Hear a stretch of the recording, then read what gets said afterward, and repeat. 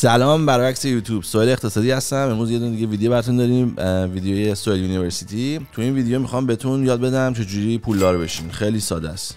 یه دونه کورس درست کردیم براتون، امینم که همه دوست دارین. توش توضیح با صدای امین کورس و این کورس رو واسه یه قیمت خیلی خوب میتونین بخرین و بین 3 تا 6 ساعت میتونین انقدر. ما صبح اینجا پول نبود، امین شاهده، ولی ما توی چند ساعت با فالو کردن این چند تا کاری که من تو کورسم میگم انقدر پول در آوردیم.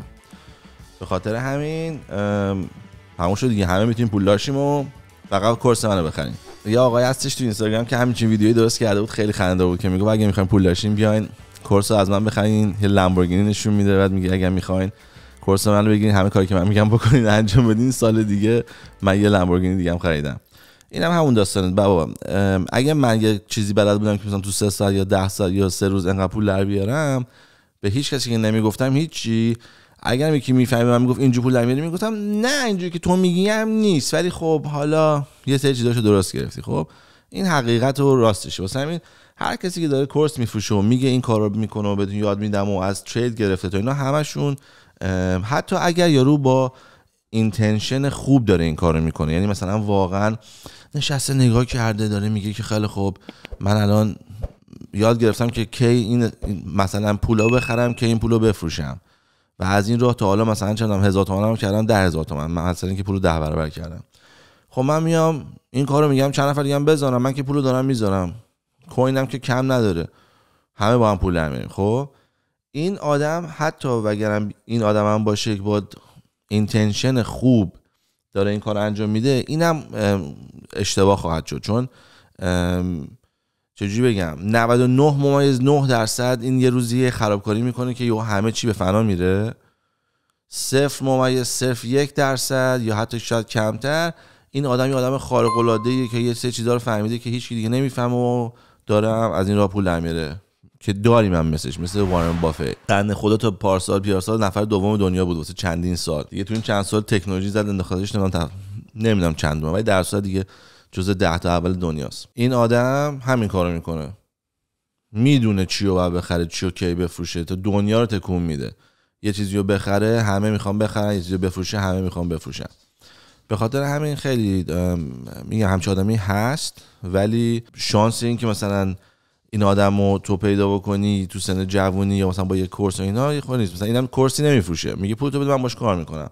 مثلا این کورس و اینا رو کلا خراب بیخیال شو، تریدینگ هم همه کار نمیکنه. این از این چیزی هم چیزی وجود نداره. و حالا خیلی من میپرسن میگن که آقا یه کاری بکن، یه چیزی مثلا به ما بگو اینا.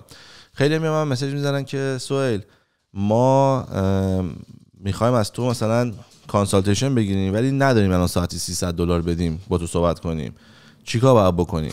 بعد میگه که مثلا نگو هم که مثلا یکی هفت ماه زده نگو که تو که $300 نداری زر مفت نزن، اصلا چی میگی؟ نه اینجوری نیست اتفاقا.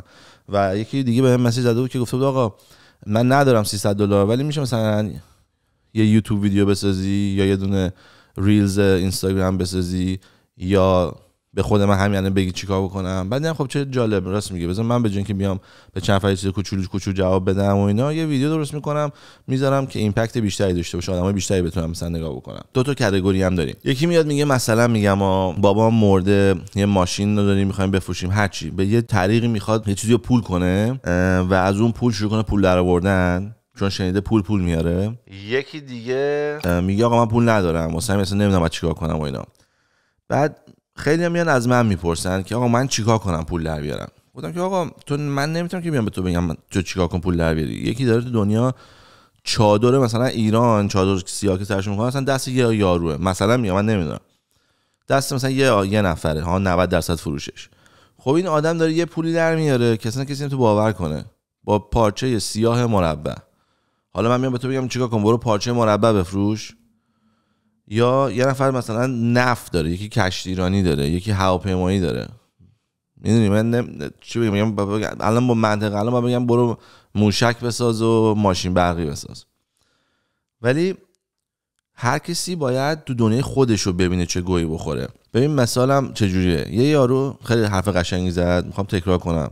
گفتش که یه تئوری هستش بهش میگن ماشین قرمز. آخرین باری الان بذار امینو میارم روی خط ازش میپرسم امین آخرین باری که تو خیابون بودی تا بیای خونه چند تا ماشین قرمز دیدی؟ نمیتونم اصلا بشمارم، یادم نیست یعنی اصلا. ولی مغزت یه صفر داره بهت نشون میده، درست میگم؟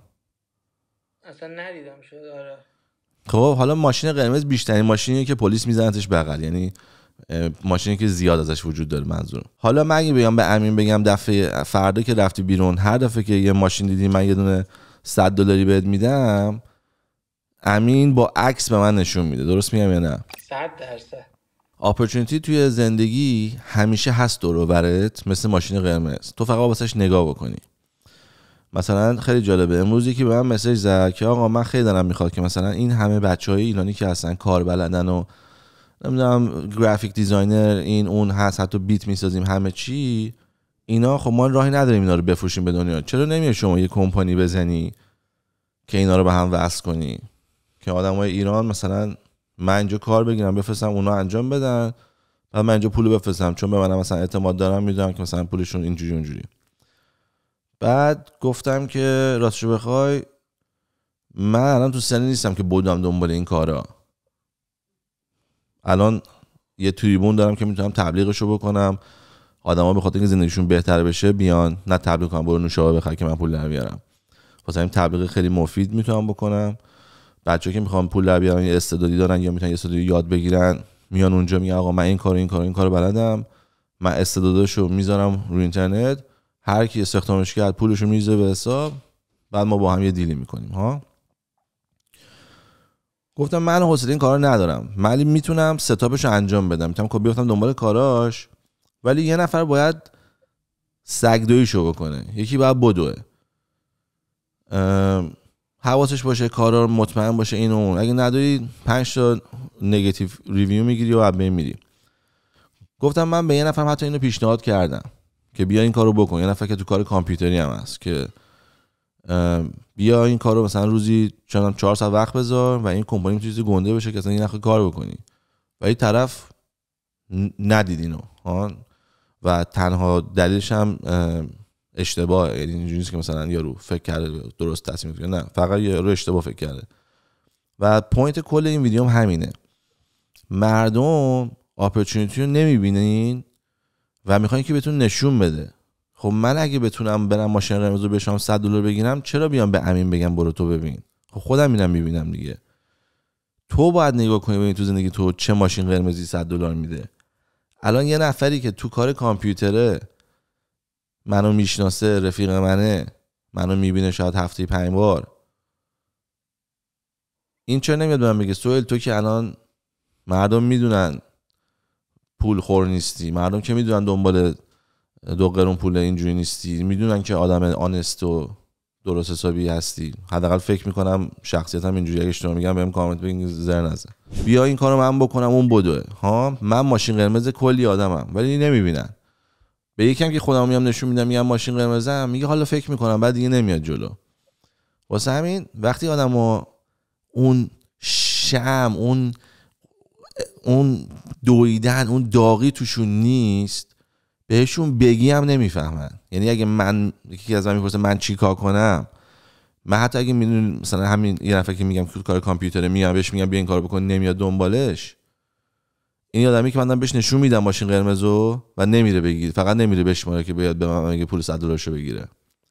پس من اگه تو زندگی تو هم باشم بهت میگم مثلا این کارو بکن، تو میگه این تو خودت بعد بدوی دنبالش، اون دویدن است که پولو میسازه. اگه من بهتون نشون بدم الان این آدم اگه دوباره مثلا بیاد به من بگه، چون مثلا این موضوع چند 2 ماه 3 ماه 1 ماه پیشه، حداقل 2-3 ماه پیشه، این الان بیاد به من بگه اوکی من میخوام کارو بکنم، میگم نه مرسی، چون تو نشون میدی الان فقط به خاطر اینه که مثلا به یه فکر افتادی که میخوای یه پول اضافه‌ای در بیاری، تو فکر نیستی که آقا من الان میتونم یه کمپانی بسازم که ببین همیشه باید یه کار خوب بکنی تو کمپانی که موفق باشی. خب این میتونی مثلا چه میدونم مواد بدن بفروشی، حالا من به اونا کاری ندارم، چیزی که من دوست دارم و همیشه من دیدم کمپانی خیلی گنده میشن که یه مشکلی داره حل میکنه. الان من اگه بیام میرفت مثلا من نوعی بیام میگم که اینو میشنوم بگم واو چه فکر خوبی، من عقب نرسیدم خودم، ولی حالا که بهم گفتی چقدر باحاله، فرض باشم یه وبسایت درست کرده باشم توش نوشته باشم که مثلا بچه‌ها چجوری اپلای کنن، بعد میدونم اینستاگرامشو درست کرده باشم، بعد روز سوم بیام میگم که خب نگاه کن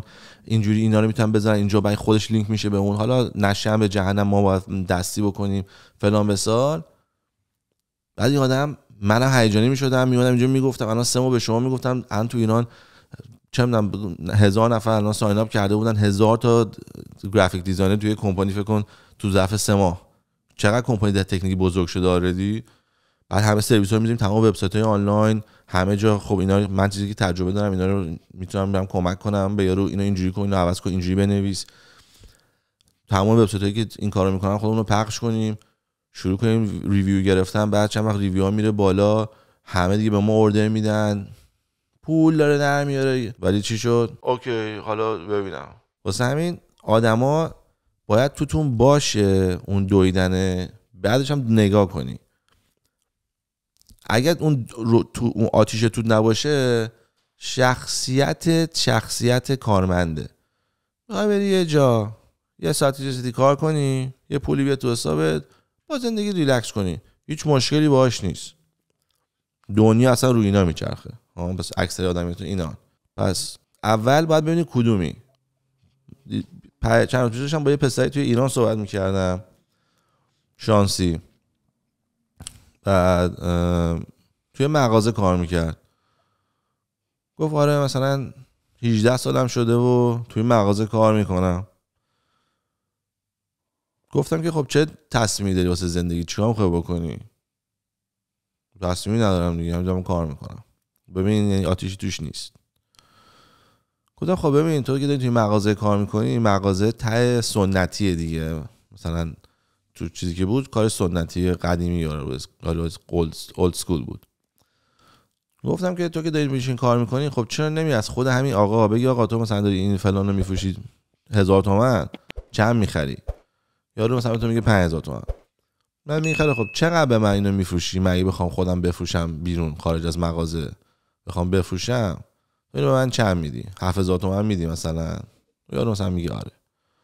بعد تو میگی تمام جنس‌ها رو لیست میکنی آنلاین، بهترین عکس رو میگیری، بعد میبینی عکست خوب نیست، میگه دختر خوشگل استخدام میکنی، یا مثلا تو تاکسی بگی میگی میشه کمکم کنی بیا دستات خوشگل اینا رو بگی تو دستت من عکس بگیرم.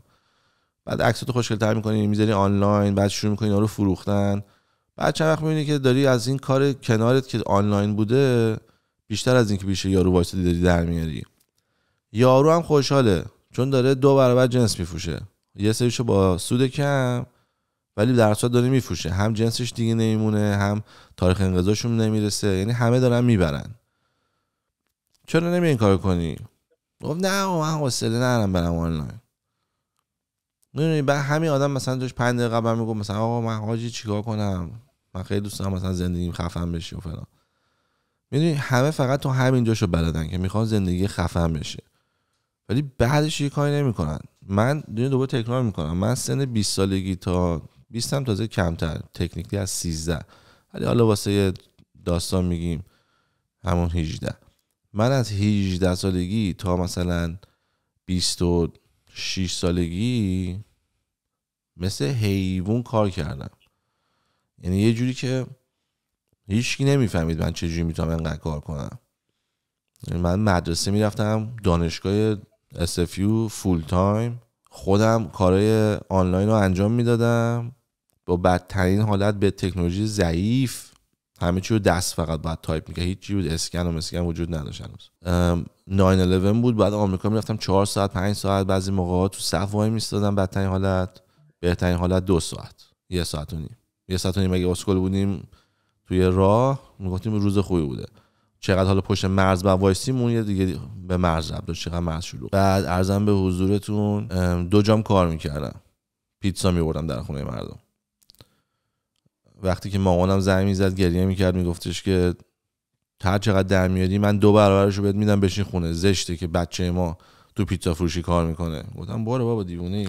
برای اینکه آتیشتون بود، اصلا مهم نبود این چیزا که نه خود فکر بعدی میکنم. بعد ما دستی آدمایی بودیم که همه دوست دور و بریامون آدمای لوس و پولدار و همین چند وقت پیش یه مسافرت بودم، همین 3 هفته پیش 4 هفته پیش. بعد یکی از دوستامون، همین گروه دوستای بچگیمون اومدیم بیرون توی هتل خیلی خوب و یه استخر قشنگ و ویو تمیز.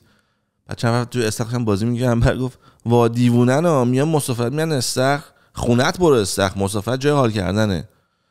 خب اینا یعنی من تو این آدما بزرگشم، یعنی آدم نمیتونه بفهمه که مردم همه خونشون استخر ندارن. من با اینکه تو این آدما بودم باز بلند میشدم میرفتم پیتزا دلیوری میکردم، وقتی که آفر داشتم بشینم خونه 2 برابر. یعنی خدا وکیلی کم کسی رو تو میتونی واقعا تصور کنی که بگی آقا من یه کاری رو تصمیم گرفتم بکنم، این کار داره از من وقت میبره و برای وقتم پول میگیرم. بعد مامانت بهت زنگ بزنه بگی آقا هر چقدر که این وقت داره میبره پول میگیری، من 2 برابرش رو میدم بهت، وقتت هم آزاد میکنم. یعنی این 2 برابر درآمد، وقتت هم 0% بذار به هر چقدر که داری میذاری. یعنی فقط آدمی که اینو میتونه درک کنه میفهمه چجوری باید پولدار بشه یا پولدار میشه. اگه تو اینو نمیتونی بفهمی میگی ما فقط دیوانه این کار میکنه، تو شخصیتت نیست که پول داشتی. واسه همین دنبال پول نرو. یعنی به من نوعی مسیج نزن که چجوری پول داشتم چجوری پولدار نشم، چون من نمیتونم کاری برات بکنم یا هیچ کسی نمیتونه کاری برات بکنه. چون یک کتاب بخری سعی میکنه اون آتیشه رو توضیح بده و اون آتیشه رو توضیح دادن گفتم مثل همین داستانی میشه که من به یارو کسی که تو کار کامپیوتر میگم داده یه همچین اپورتونتی هست اگه میخوای بپروش، چون من حوصله ندارم میشه بعد 5 سال مثل سگ کار کنی. من حوصله ندارم مثل سگ کار کنم، ولی یه تریبون دارم که میتونم تبلیغشو بکنم، مردمی دارم که بهم اعتماد دارن، یه عالمه آدم از ایرا پول در میارن، یعنی همه دارن میبرن، هیچ کسی ضرر نمیکنه، چیزی به کسی دارم نمیفروشم. حالا هر کسی تو زندگی خودش باید بره بگرده ببینه چه چیزی هستش که این یارو حال میکنه. یکی دوست داره چه میدونم نقاشی کنه، یکی دوست داره کار کنه، یکی دوست داره فکر کنه، یکی دوست داره پشت کامپیوتر باشه، یکی تو حالش به هم میخواد پشت کامپیوتر باشه، میخواد با مردم حرف بزنه. خب من الان مثلا چی بگم بچه‌ها الان دوران کامپیوتر و اپه، برین یاد بگیرین زبون نویسی. یارو میگه آقا من میخوام برم با مردم پارک کنم. این یارو باید بره تور توریستی بذاره مثلا. هر کسی باید اول پیدا کنه چی خوشحالش میکنه. خوشحالی تو از همه چی مهمتره، چون تو اگه خوشحال نباشی پولدار باشی اهمیتی نداره. من 1000 تا میلیاردر دیدم که یارو پولدار ولی خوشحال نیست. دیگه جف بیزوس و بیل گیتس طلاق میگیرن. به این فکر کن. پس پول نمیتونه خوشحالی بیاره، نمیتونه ریلکسی بیاره. یارو این هر پولش باز سرش روش میده دنبال چیز دیگه. من نمیگم اشتباهه یا درسته، فقط دارم میگم اویدنس، شواهد نشون میده که آدما خوشحال نیستن وقتی که پول دارن. یعنی دقیقا مثل همه آدمای دیگه آمارشون. ولی اکثریت آدما فکر میکنن خوشحال نیستن چون پولدار نیستن. میگه خب منم اگه تو بنز بودم خوشحال بودم، منم اگر خونم رو اجاره نکرده بودم خوشحال بودم، منم اگه اینجوری نیست. کسی یاد میگیره خوشحاله از اینی که زنده است، خوشحاله از اینی که نفس میکشه، از اینی که صبح زنگ میزنه مامانش گوشی رو برمی‌داره راحته، باباش نفسش رو درست میکشه، مریضی نداره، خواهرش، برادرش، کسایی که دوست داره دور و برشن سالمن، دارن بهتر میشن تو زندگیشون، خوشبخت‌تر میشن. میدونی اینا خوشحالی میاره.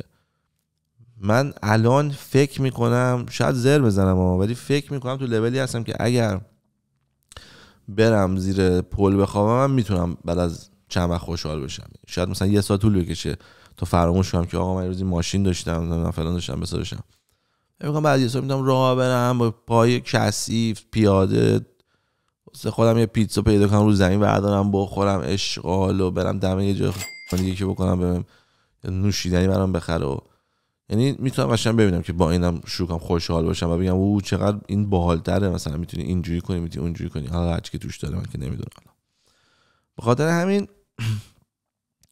اول باید ببین تو چی میخوای خوشحال بشی، بعد که فهمیدی تو چی میخوای خوشحال بشی توی اون کار ببینی چطوری میتونی کاری بکنی که هم تو ببری و هرچی تو بیشتر ببری یه نفرم که داره تو رو کمک میکنه روزای اول بیشتر ببره. منطق و فرهنگ ایرانی اینه که بیاد پیشت باشه تا روزی که احتیاجت داره، روزی که دید احتیاج نداره به یه جوری بمونه در کونت که اصلا دیگه نفهمی چی شد. این منطق متاسفانه احمقانه ایرانیه که من هیچ وقت نفهمیدم چرا. یعنی مثلا من کسی که من تو کمپانی جوهر باش مثلا کار کردم، اومدم بهش مثلا یاد دادم چه جوهر رو بفروشه، بخره، لیست بکنه، کجا بکنه، چه جوری بگه، چه جوری کاستوم، همه کارشو من بهش یاد دادم.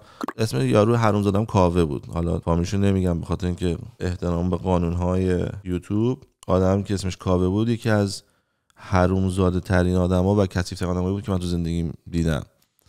فکر کن اومد از ایران هیچ چی نمیدونست، ظرف چند ماه به خاطر دوستی که من داشتم، بنده خدا، حتی اون دوستم که اینو معرفی کرد و خودش هم اومد تو بیزنس گند زد، این بنده خدا یکی از خنگ ترین آدمایی بود که دومی خنگ ترین آدمی که میشناسم تو زندگی، تمام آدمایی که میشناسم این دومی خنگ ترینه. و این بنده خدا اشتباه کرد، منم موقع نمیفهمیدم این آدم خنگه اینقدر. من خیلی اعتماد میکردم به همه، من این خیلی مهمه، چون پدرم همیشه به من میگفت تو خوب نیستی، تو باهوش نیستی، تو بهترین نیستی، تو چاقالی. همیشه من میگفت تو بدی. میگفت نه بابا، مثلا یادم مثلا کارنامه‌مو بچه‌ها کپی میکردم میرفتن خونه جایزه میگرفتن، بعد من کارنامه خودمو میبردم خونه بابام میرید بهم میگفت مثلا 18 شدی نمیتونستی مثلا 20 بشی 19 بشی. بابا 18 مثلا 88 شدم 19 است تقریبا، ولم کن دیگه. 95% رو زدم باز داری قور میزنی. بعد من همیشه فکر میکنم که خب من خوب نیستم، به خاطر همین من فکر میکنم که همه آدما همینن. نمیدونستم آدما با آدما فرق دارن. یعنی مثلا خیلی همه واسهشون تعجب که مثلا چرا من دوست دختره احمق داشتم، چرا مثلا دوستای خنگ داشتم، چون من فکر میکنم همه همینن. واقعا نمیفهمم آدم باهوش وجود داره. فکر میکنم چون من خودم بهم میگم باهوشی الان، خب من نمیدونم خودم فکر میکنم الان هستم، ولی میگم هیچ تستی چیزی ندارم که بدونم میگم بیس روی این فلان. هر کی منو دیده تو زندگی به من گفته باهوشی بعد چند دقیقه یا چند وقت سر هر چیزی که اتفاق افتاده. من تا این موضوع رو بفهمم مثلا تو 35 سالگی من فهمیدم که من آدمی ام که مثلا باهوش‌تر از بقیه ام. من قرار فکر کنم همه احمقن یا همه در همینن دیگه. یعنی چون بابا میگه تو احمقی، گفتم خب دیگه واسه همه احمقن دیگه، چون من که احمقم بقیه هم احمقن. سر همین به همه آدمای بیخود اعتماد میکردم. این کاوم که اومد، این رفیق ما معرفی کردین و گفت آره بیایم پسر خوبی و فلان، بیایم با هم دیگه بریم توی کار. منم یه روزه همه چی بهشون یاد دادم، $1 هم ازشون نگرفتم، فقط واسه گفتم با هم دیگه میریم جلو. همین داستانم گفتم من جنسا رو به شما مثلا 10% گرونتر میفروشم، هر چیزی خودم میگیرم، من یه سود اینجوری دارم که وقتی شما گنده بشین من اونجا دارم الان بهتون مجانی یاد دادم همه چی، اون موقع سودشو میگیرم. بعد این کاوه حرومزاده بعد از چند وقت که کارو یاد گرفت یهو اومد گفت آقا من دیگه نمیتونم کار کنم، بعد برم یه جای دیگه و مشکل برام پیش اومد. داستان دروغ درست کرد و منم باز باور کردم، گفتم امیدوارم موفق بشه فلان بسا. بعد رفتیم همون رو فردا رو لانچ شد کمپانی، زدیم چی شد، گفت آره این به اسم من بود دیگه، من کار کردی بخوام با حساب خودم بکنم میکنم دیگه. خیلی آدم کثیف و اینا. من نمیفهمم چرا که مثلا تو از ایران اومدی من فقط تو خوبی کردم، چرا تو تنها فقط کردی بود که تنها کسی که به تو خوبی کردی بمونی درش. ولی این فرهنگ ایرانیه و من مثلا میدیدم تو چش یارو که بهش میگفتم مثلا کار کن برو آنلاین بفروش، داشت فکر میکرد که اگه من این کارو به رئیسم میگم فردا منو میندازه بیرون، میگه او پس این میخواد کار ما رو بزنه و ما رو از کار بندازه بیرون. میدونی همه اینا هست. واسه همین من نمیتونم به تو بگم تو چیکار کن، تو باید موقعیت خودتو بسنجی، فرهنگی که توش هستی رو بسنجی، چه کمک‌های دولت یا چه چوبایی دولت میکنه تو کارت.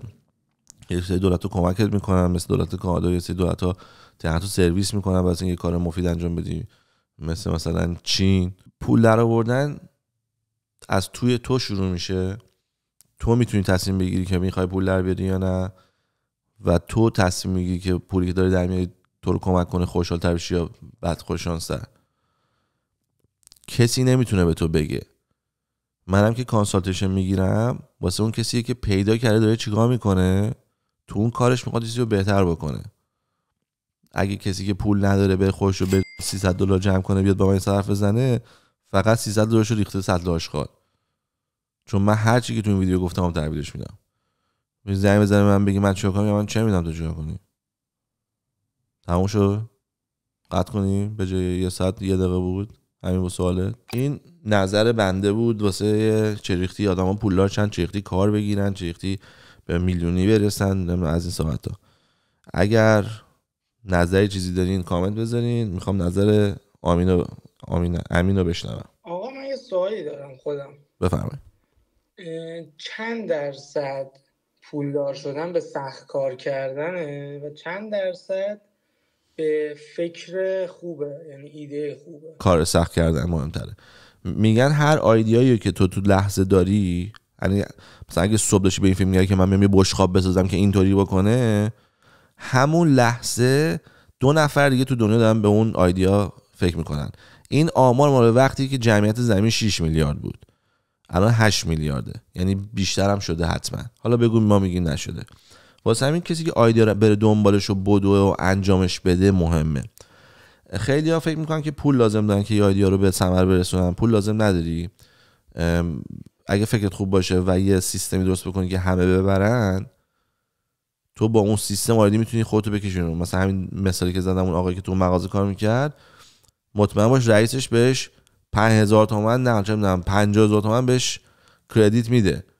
میگه که آقا من میخوام 1 کیلو خیار ببرم، 1 کیلو پرتقال ببرم، میخوام دلیوری را بندازم مثلا اسنپ. من میبرم، بعد پولو که میگیرم میام به تو میدم دیگه. تو به من 50 تومن خریدی، فروختی من 70 تومن، منم فروختمش 100 تومن، همین قیمتی که تو داری میفروشی. میره 100 تومن از یارو میگیره، 70 تومنشو جدا میکنه، همونو میده به یارو. یارو میگه اوکی این پول. بعد تو با هم چیزی میری جلو، اصلا یا توی مثلا چند سال آینده درآمدت شده فلان قد تومن. بعد میگن چه جوری سرمایه‌گذاری میگم من سرمایه ندارم. بعد میگن مثلا ماهی داری 10 میلیون مثلا مواد جابجا میکنی، پولشو کجا میدی؟ کجا ذخیرهش میکنی؟ میگی من نه ذخیرهش میکنم نه پولشو میدم، همه جنسا رو میرم میگیرم، آخر ما چکای مردم رو میفرستم براشون. همین بابا فلان. واسه همین کار سخت مهمه و آیدیای خوب. آیدیای ارزونه، آسونه، مثلا خیلی ها میاد. دویدن و کار کردن سخته و کمتر کسی انجامش میده. حالا خب برعکس دمتون گرم. اگر میشه واسه من یه خورده کامنت بذارین، یه خورده مثلا راجع به بیزنسی به من سوال بپرسین. بعد میخوام یه ویدیو رو اگه به اندازه کافی کامنت باشه ویدیو درست میکنم، کامنت های جواب میدم، سوالا رو میخونم بعد جوابمو میدم. فکر میکنم ویدیو جالبی بشه و از زاویه متفاوت بیزنس رو با هم دیگه میریم جلو. یه حالت کانسالتیشن مجانی هم میشه برای بچه‌ای که میگن ما 300 نداریم بدیم. در صورت دمتون گرم، روز و شب خوبی داشته باشین. چاکس.